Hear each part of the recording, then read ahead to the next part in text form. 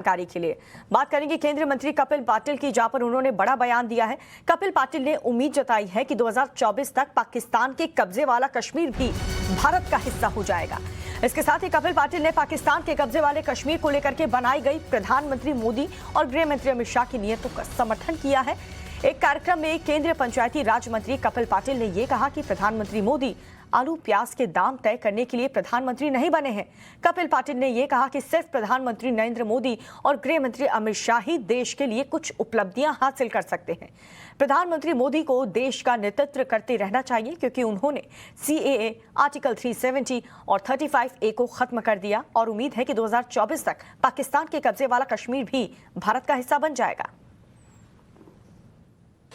त्यावेळेला मोदीजीने एक उल्लेख केला होता, नरसिंहराव जेव्हा प्रधानमंत्री झाले होते, त्या नरसिंहरावनी जॉईंट पार्लमेंटचं सेशन घेतलं होतं आणि जॉईंट पार्लमेंटचं सेशन घेऊन त्यांनी त्या ठिकाणी असा कायदा पास करून घेतला होता आणि वर्डिंग असं टाकलं होतं की काश्मीर ही देशाची फार मोठी समस्या आहे, त्याला कॉमा लावला।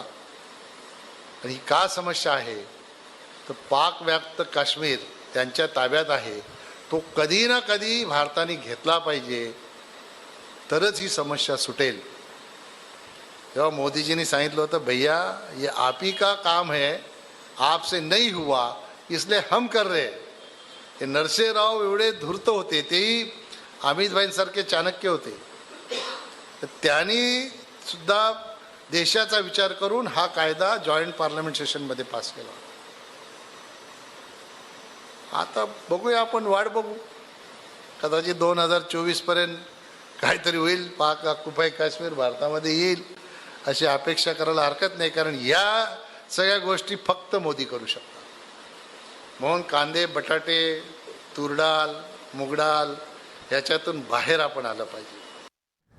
तो केंद्रीय मंत्री कपिल पाटिल का स्टेटमेंट आप सुन रहे थे। शिवानी मेरी सहयोगी मुंबई से जुड़ चुकी हैं। शिवानी, ये बात अच्छी है कि प्रधानमंत्री नरेंद्र मोदी ने कई उपलब्धियां हासिल की, CAA, आर्टिकल 370 और 35A को खत्म कर दिया है, लेकिन कहीं ना कहीं कपिल पाटिल का ये कंट्रोवर्शियल स्टेटमेंट नहीं है, क्योंकि दूसरी तरफ वो कह रहे हैं कि आलू प्याज के दाम तय करने के लिए प्रधानमंत्री नहीं बने, क्योंकि महंगाई तो एक बड़ा मुद्दा है ही।